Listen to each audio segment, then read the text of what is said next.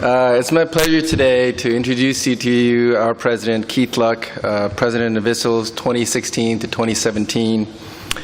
Last year, you may recall that I also introduced the president, that was Jim Kang, and because there was a paucity of good photos, I had to make up a lot of stuff about Jim Kang, mostly non-flattering kind of stuff.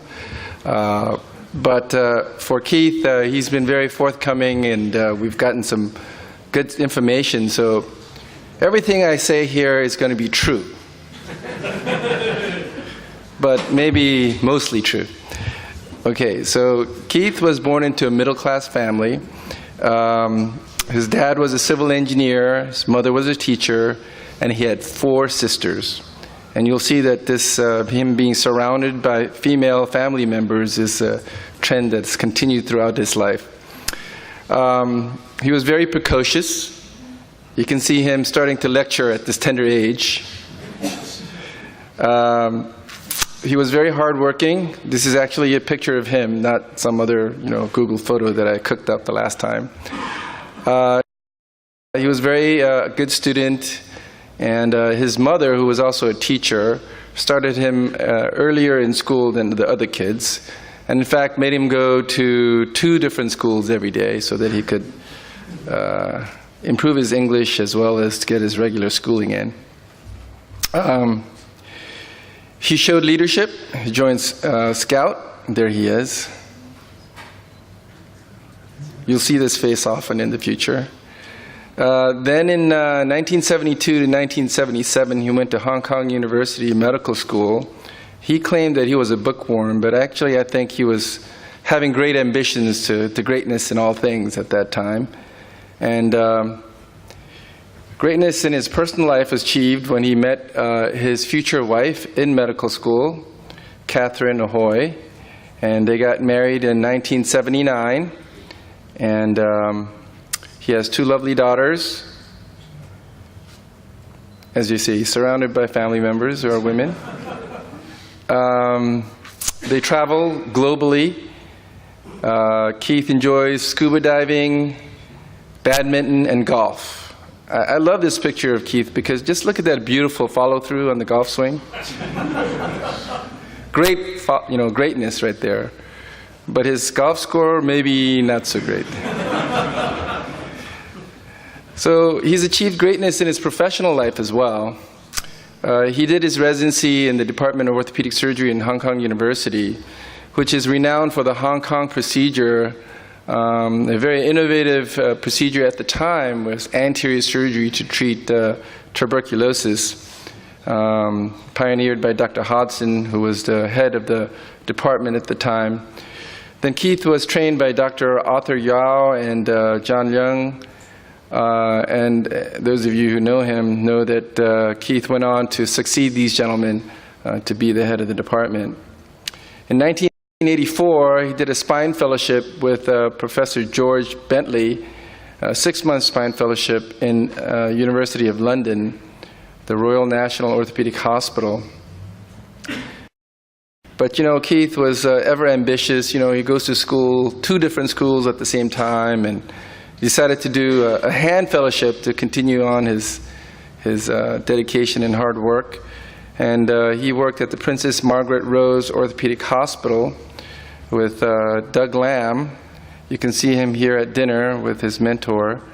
But not only did he learn spine and hand, he did a little bit of musical.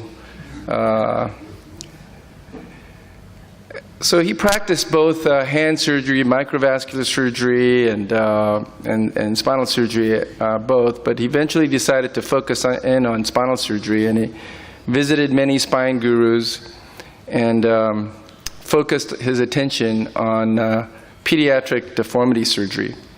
His research interests include the development of anterior spinal instrumentation, intraoperative spinal cord monitoring, pathogenetics of scoliosis and disc degeneration, the use of shape memory alloys in scoliosis correction, MRI of the spinal cord for cervical myelopathy and other diseases, and allograft disc transplantation.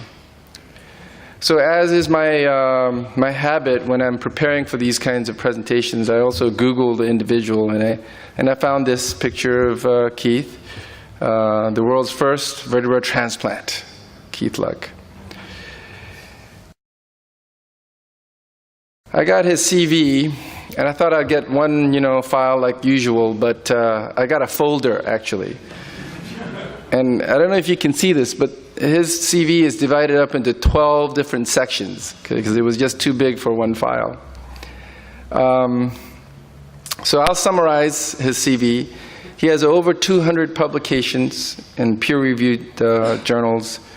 He has numerous competitive external grant funding in the millions of dollars, and numerous awards that he's gotten. The highlight for me is that he won the ISSLS Prize for the lumbar spine research in 2010. And he's held numerous leadership positions. So this is just a small sampling of his CV. You can see this is one page, and there's another page of his grants, and the last one, the last several were very large grants, one on MRI and one on the nutritional pathways assessment for allograft disc regeneration to the sum of over $1 million Hong Kong dollars. So he's held the TAM Psych Kit Professor in Spinal Surgery from 2007 to the present. He's a chair professor from July to the present at the Department of Orthopedics and Traumatology at the Hong Kong University, and the chief of the division from 2000 to 2015. He's held many leadership positions in spinal societies and orthopedic societies. He was the president of the Hong Kong College of Orthopedic Surgery. You're going to see a bunch of pictures of him with medals here, just a second.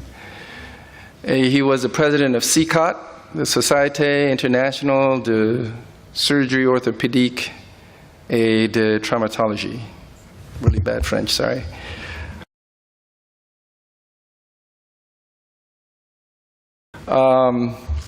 And now he is the president of ISSLS. I'd like everyone to give a warm hand for our president, Keith Luk. Well, good afternoon, ladies and gentlemen. I thank Tim for the very generous introduction. And as you can see, I'm a very boring person. I don't have much to talk about. I don't have the type of achievements in sports, in golfing, like Jim Kang does. So it's very hard for me to find a title for my presentation.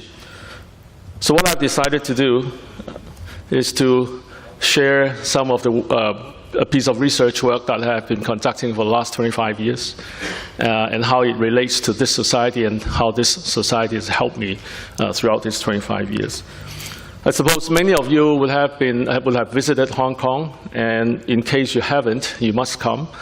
This is the campus of our university, and Hong Kong is a very small dot on the world map. You can hardly find it on Google, but if you know where China is, where Taiwan and Japan is, you can figure out Hong Kong is that small dot up there.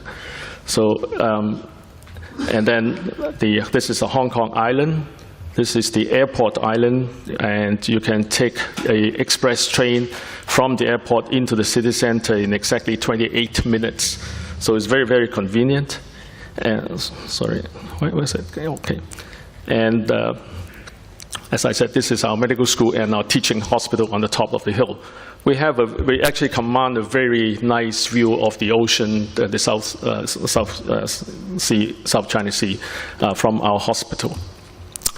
And as I said, I'm a very boring person. I don't have much story to tell. So I looked up the internet, and I found that it's not such a bad thing to be boring, because science proves that this boring quality is the best predictor of future success. So there's always the future. And this boring quality is what predicts the ability to delay gratification. So if you find it not so gratifying today, wait for tomorrow. You're just delaying your gratification. And the faster success comes, the faster it goes. Slow, consistent steps will always ensure you move forward. So don't be upset if your research did not go the way you wanted it. But it happens to research also. As Tim mentioned, I actually started off trained as a hand surgeon, a hand and microvascular surgeon. And this is my sort of record. Right? I replanted 4 fingers for the 4 digits for this person in 16 hours. And that's also the reason why I decided to quit microsurgery. 16 hours is very boring. And then in the middle of the night, you find that you're the only one looking down the microscope. All your assistants, your nurses are already, the anesthesiologists have all gone to sleep. So I thought, maybe I should change. So I gradually switched over to doing spine surgery, and of course, with a special interest in basic research. So what are in common between these 3 things? I thought they're all technically demanding. They're intellectually stimulating. I hope there are no joint replacement surgeons around. I always tease them and say joint replacement is just like carpentry. You go in, whack, whack, whack, and you put in the joint. That's it. And you don't need to think too much. But spine surgery is very different. There's so much that you have to consider and so much to think about. And what is more important is that you need very high EQ because they're not always successful. So replanting fingers like that, the saddest thing is that after 16 hours, the next day, you see the finger turn black. So that's the last thing you want to see. So you have to accept that, and sometimes you can't help. And it's not always successful. So you need all this high EQ. And so therefore, it takes me to this particular topic of intervertebral disc transplantation, which has been very passionate on this subject for the last 25 years. And I'd like to take you through the joys and the pains I've encountered and how this society has helped me. And I don't need to tell this audience how important is DDD, degenerative disc disease, back pain, etc. And that's the reason why we are all here. And we all want to remove pain source, and we all want to preserve the spinal function. There are many ways to do that, and obviously one of the ways is the biological methods to repair or to regenerate the intervertebral disc. Because all along in the past, we have been fusing, surgeons in particular have been fusing the spine left and right. When you see a bad disc, when the patient comes to you with back pain, you fuse them. Be it to be the degeneration, a mild degeneration, or to a very severe degeneration. There's very much little that we can offer except medications, and then, okay, fuse the spine and see whether that will help. But we all know fusion is basically an admittance of defeat, and there are many problems with fusing the spine. And I mean, as early as many years ago, we've all been told that you will get stresses in adjacent segments, and therefore you get adjacent segment diseases, accelerated adjacent segment degeneration, and so on and so forth. So obviously then comes the new non-fusion strategy of preserving motion, preserving the anatomy, and obviously you want the spine to be continued to be stable. I think Scott Blumenthal here is going to tell me that this is the way to do it, artificial disc replacement, and he may not agree with what I'm going to tell you in the next 10, 15 minutes.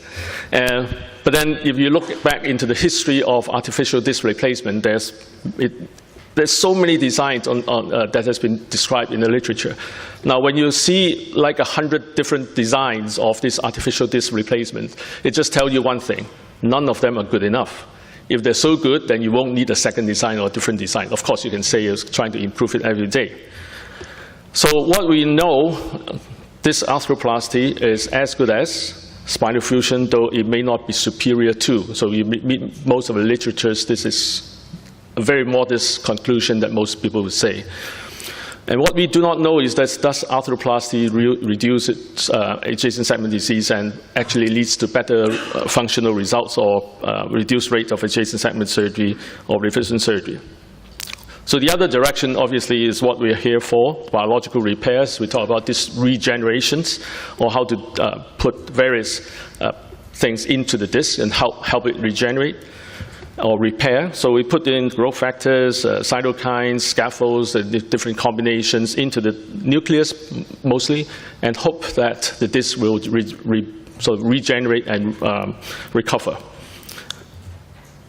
But it seems that these therapies, biological therapies, will only work in the earlier degenerations, and these early degenerations are mostly often asymptomatic, and they don't need treatment. So you would not start putting in cytokines and cells into a sort of a slightly blurred disc on your MRI, and the patient is completely asymptomatic.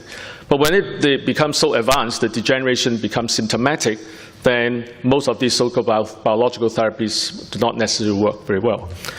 Now, why is that so?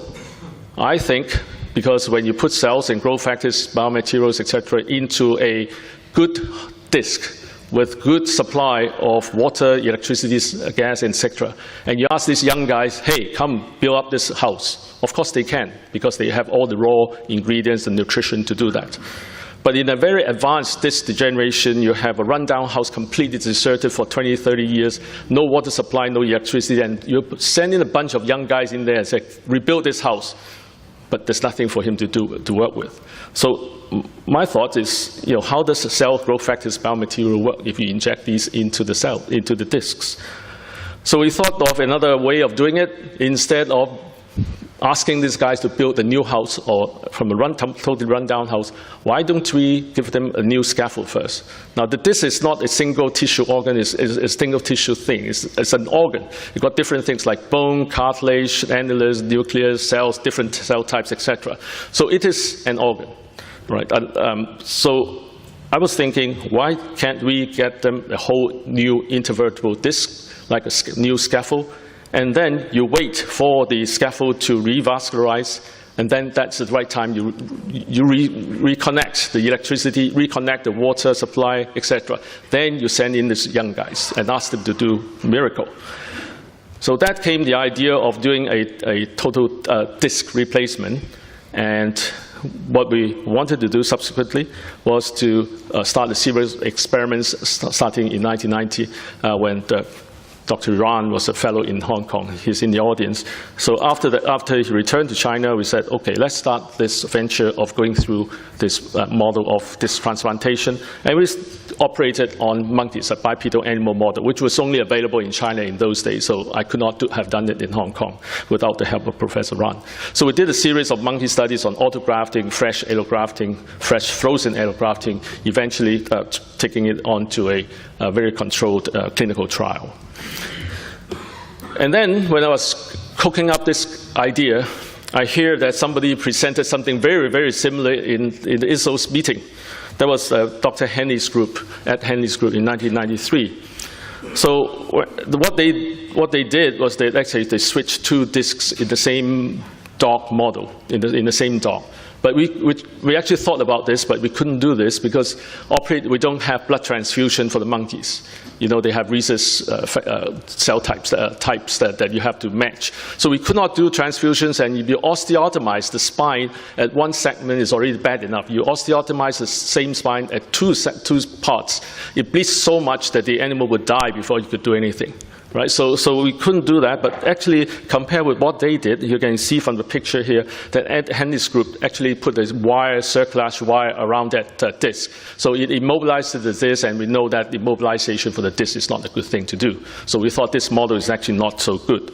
But in any case, when we heard that this is 1993, we were planning our research, our experiments, etc., and then we heard this. So, we better get going because somebody's doing it. We have a competitor out there, and although they haven't heard what we are doing, but we have to move on. So right away we moved on with our study, and then we did this first stage autografting. We mobilized the disc in the monkey, and we repositioned the disc in the same slot, just thumb it in. We did not use internal fixation. The animal was allowed free mobilization, jumping in the cage. And then what we found was that it was not a problem with the healing. So the end plate actually healed very quickly within 2 months. But then we could see on X-rays that the disc height gradually diminished over a period of time. But it tended to stabilize after about 2 months. And we also look at the biochemistry, etc. We're very similar to the control group, and also biomechanically, it showed that it actually became hypermobile at the grafted segment, but after a few months, it gradually became normalized, the trend is like a normal mobile spine.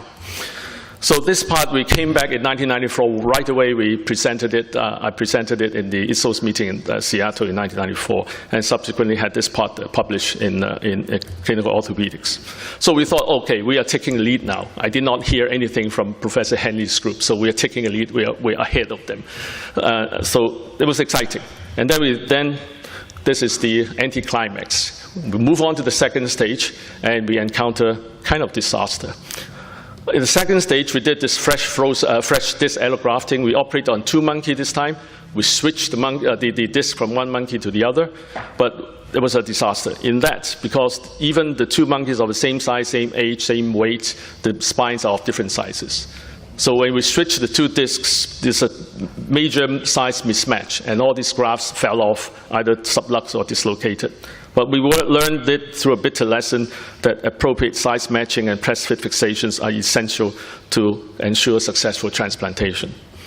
So with that, we were not so depressed, although we may be for a few days, and then we picked ourselves up, and we went on to the third stage, because if you want to do it at a larger scale, you have to have a series of discs on the shelf that you can pick. And so we harvested discs from one animal, have them all measured, and then refreeze them, and then we wait for the next animal, the surgery, and then we pick the one that with the best size match, and we thumb in the graft.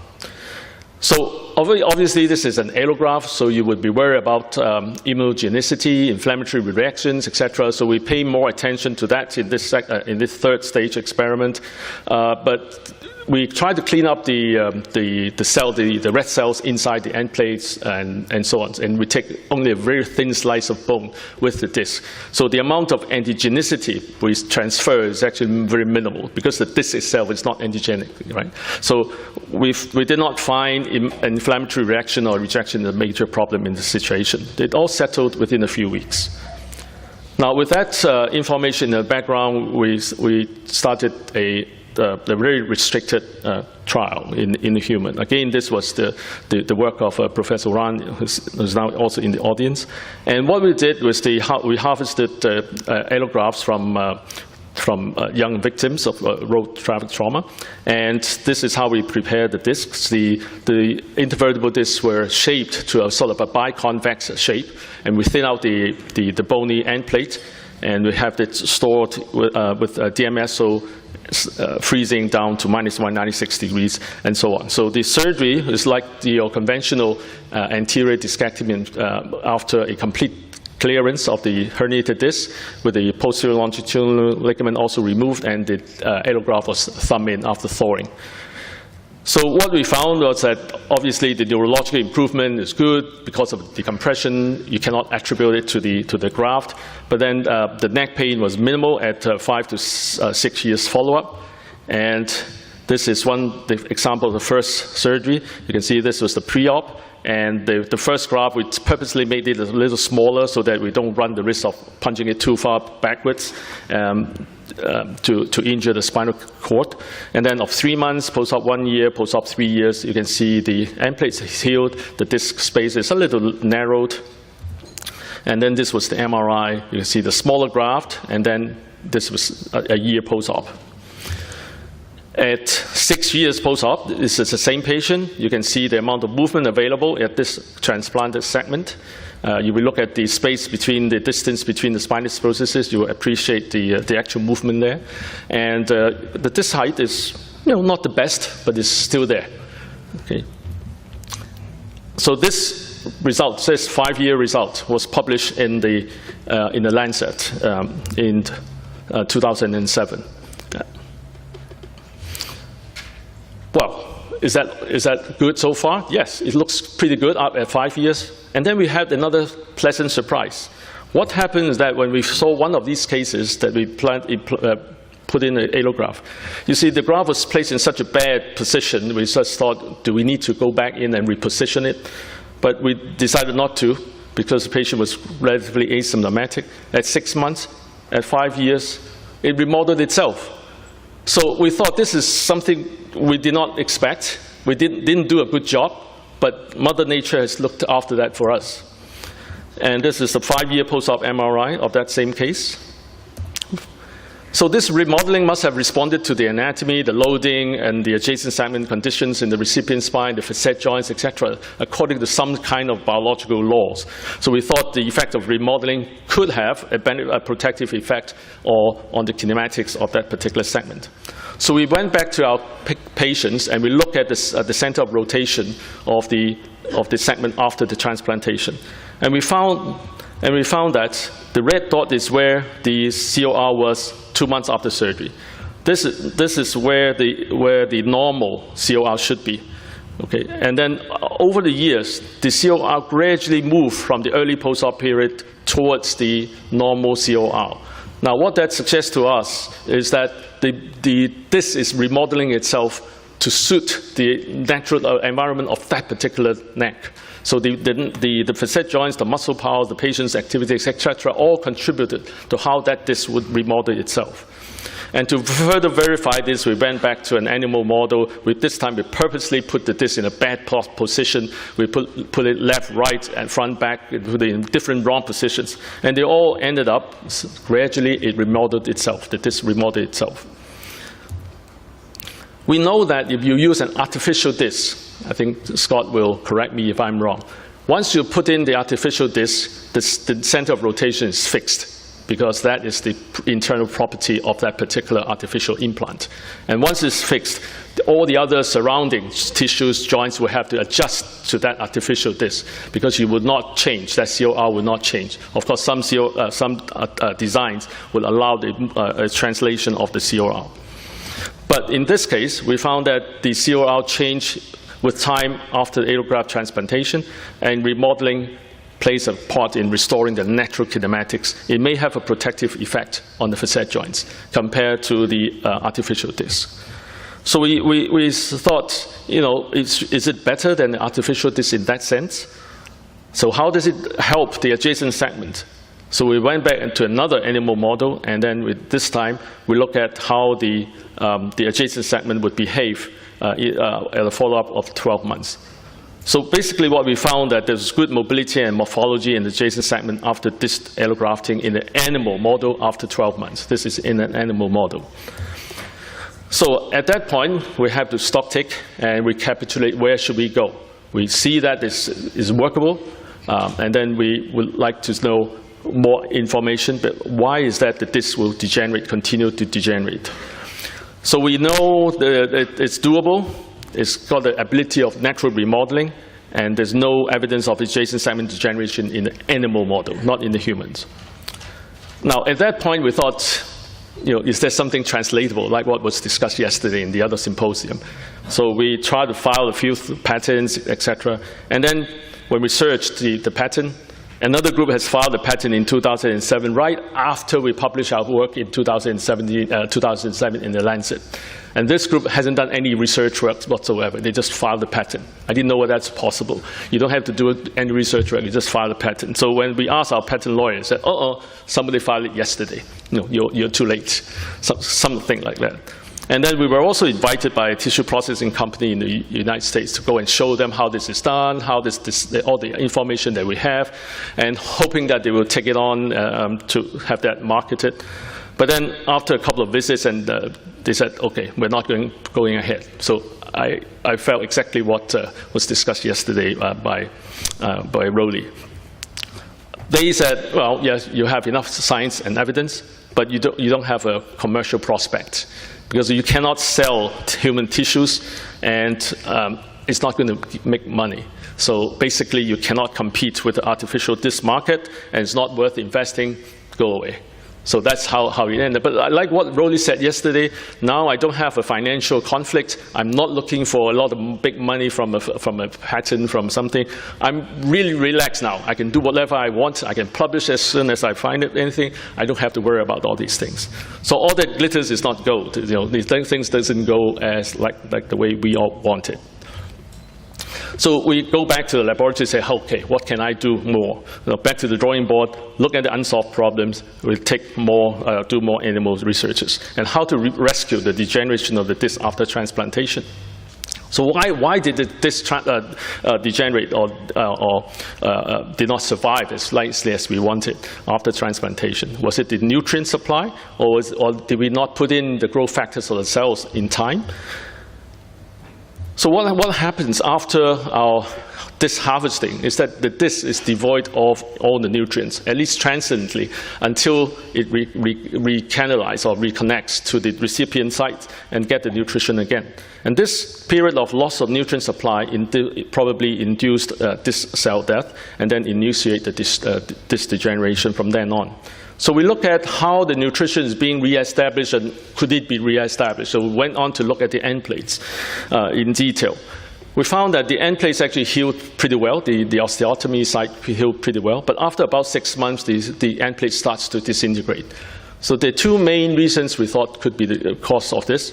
Either it's the immunoreaction, is an allograft, or the other one is just a natural process of crippling substitution. No, the recipient accepted this foreign body, but it's going to replace it with crippling substitution. So it takes a few months, and then the crippling substitution starts to come in and eat away your end plate. And not only that, the damage to the end plate starts to affect the revascularization around the disc. The blood vessels, we look at the micro blood vessels, and they were changed. The pattern was changed, the density of blood vessels changed, and everything changed. So we thought this probably would be the most important reason why our transplant disc did not survive as nicely as we wanted it. So where are we now? We are back to square one. And we were reaffirmed what Jill Urban taught us many years ago, that the end plate is actually the critical organ. And so we believe that future research of this regeneration should focus on the nutrient delivery pathway, the end plate regeneration, rather than the nucleus regeneration. If you cannot solve the problem of the nutrient delivery, there's no point putting in cells and the cytokines into the nucleus pulposus. That's what we thought. And you have to have a balance of how much and when to put in all these young people into the degenerated disc. Right? If you put them in too early, you're actually competing for nutrients. So if you put in too late, the disc is already dead. So that's maybe a fine line when is the right time to do what. And you don't want to over-demand from the limited supply. From all these experiments, we realize how important the end plate is, and I also try to coin an observation in a clinical setting. Discs like this. If you see an MRI with all the black discs, don't call them degenerated discs, because some of these discs, to me, have never developed normally. So if you look at it, these discs were never bright on MRI. So when you see a black disc on an MRI, they could have been disgenerated. This is what you coin this term, disgeneration. They were never formed properly. So coming back to our patients, we went back to these patients 10 years later, and we look at the clinical results, and that was presented in the ISSLS Amsterdam Spine Week in 2012. And this was one of the patients, a 10 years follow-up, and these were the flexion extension X-rays and also the MRI at that point. Now, we'll jump ahead another 7 years. Now this is 2017. The first surgery was done in year 2000. This is the same first patient I showed you earlier. This is now 17 years post-transplant. He's well. He's 17 years older, obviously. He's now in his 70s, age-wise. He walks with a stick. He's neurologically intact. And this is the transplanted disc done 17 years ago. So I leave you to decide what this MRI means. Right. He's still having a mobile segment. The disc is degenerated all right, but he's asymptomatic, and this is a 17-year MRI follow-up. So after 25 years, I think I'm not any wiser. In fact, I have more questions than answers. I may be lost at this point. But at least I've enjoyed the joy and also the pain over these years. And where am I now? As I said, I don't have any financial conflicts anymore. I just take this topic as my hobby. I'm now half retiring, so I can continue with my research and becomes my hobby. I stay inquisitive, raise more questions. I may be able to answer fewer, but I stay hopeful and trying to delay my gratification as far as possible. So hopefully something more will come, or some gratification will still to come. But I'd like to acknowledge these few people here. It's very important because Professor Dick Grant here is the one who helped me with all the clinical the surgeries, and also my students, Stephen Lam and Wai Xiu Huang. Particularly, I'd like to acknowledge Jill Urban. She might not have realized it, but she actually has given me so much inspiration over these years on this particular subject. And I learned so much from her. Every time I ask her questions, she will answer my questions or answer my queries, without reserve. So I really like to thank Jill. I hope she's in the audience. I really appreciate her help. And you will know that the first time I heard about this topic by Ed Henley was 1993 in ISSLS. And this is how this society has helped me over the years. All these people involved, I made many good friends. And I could dig out, the earliest photo I could dig out was 1994 in Seattle, and these are the ones that I've attended. In particular, when I read this picture again taken in 2007, you can see the secretaries were here, the past presidents were here. I didn't realize that this is going to happen this way in 2007. When I hosted the ISSLS meeting in Hong Kong, you can see Takahashi at the back, Yoshi is standing on the right side, on the left side, and then so on, Jim and Kasu. So that was a good picture taken in 2007 sometime. And this photo was taken in San Francisco, 2015. And I don't know what Dr. Henley is thinking about. He sort of did this in 1993. He, fortunately or unfortunately, he did not push in this direction, so that I have an opportunity to pursue in this area. I don't know whether he agrees with what I'm finding or not. But anyway, I think this is a very nice occasion that I could acknowledge all these people over the years. Finally, as Tim said, I'm surrounded by women. It's starting to change. This is my elder daughter, Camille, my younger daughter, Jessica, my wife, Catherine here, and this is our son-in-law. And Son is Jessica's boyfriend. So I'm getting a little bit more males in the family, hopefully soon. I will not be surrounded by only women from now on. So finally, I'd like to thank you all for the honor of giving me the opportunity as the president of this society. And I have gone through this society for many years, and also with my research, with the help of everybody around. And I look forward to your advice and your suggestion on how we could take it forward. Now it's 27 years down the line. Of course, we have newer technologies, better technical methods of assessing the disc and so on. So some of these tests or experiments could have been repeated with the more modern technologies. And so please help me in the future years on this project. Thank you very much for your attention. Thank you.